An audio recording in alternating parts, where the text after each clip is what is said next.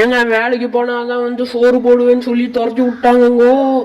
சரிங்க, நம்மளும் ஒரு முடி வெட்டுற கடையை தொலைவி பிடிச்சோம். கிடச்சிருச்சு. அடைப்பா தம்பி, உனக்கு என்னப்பா ஹேர் ஸ்டைல் வேணும்னா, நான் ஒரு பேப்பர் தரேன், அதை பார்த்து எனக்கு சூப்பராக வெட்டி விடு அப்படின்னா. ஓ, இதான் அந்த பேப்பரா அப்படின்னு சொல்லிட்டு நானும் அதை பார்த்து பார்த்து பண்ணேன். அது காதுக்குள்ளிலாம் முடி முளைச்சி கிடக்குது. சரி, எல்லாம் தலையெழுத்து அப்படின்ட்டு நானும் வெட்டிட்டு இருக்கிறேங்கோ. ஐயோ, இதுக்கு மேலே எனக்கு பொறுமை பத்தலை. நானும் சலிச்சு போய் பண்ணிட்டு இருந்தேன்.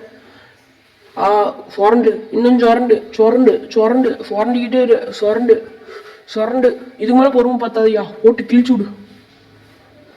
அவனும் வீச்சு வீச்சுன்னு கத்துனாங்கோ. இதோ ஸ்டைலுன்னு சொல்லி நானும் சாரக்கு பொறுப்புன்னு இழுத்து விட்டோங்க.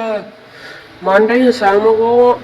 அதுக்கப்புறம் என்ன பண்ணுவான், நம்ம கண்ணாடி போட்ட ஹேர் ஸ்டைல் வச்சுக்கிட்டு எனக்கு வந்து கீழே பார்த்த மாதிரி ஒரு அம்பு குழி போட்டு விடு அப்படின்னியா. சரி அப்படின்னு சொல்லிட்டு நான் என்ன பண்ணேன், கொஞ்சமாக பண்ணி பார்த்தேன். சரி, அவனோட மூஞ்சி வரைஞ்சி விடலான்னு சொல்லிட்டு வரைஞ்சா முடியலைங்க. அதுக்கப்புறம் நான் பாட்டுக்கு ஒரு 2-3 இது பண்ணேன். அதுக்கப்புறம் எம்மாட்டு போட்டு பார்த்தேன். அவன் எம்மு கேட்கவே இல்லை, இருந்தாலும் போட்டேன். அதுக்கப்புறம் போட்டு கிறுன்னு கிறுக்கி விட்டேங்க.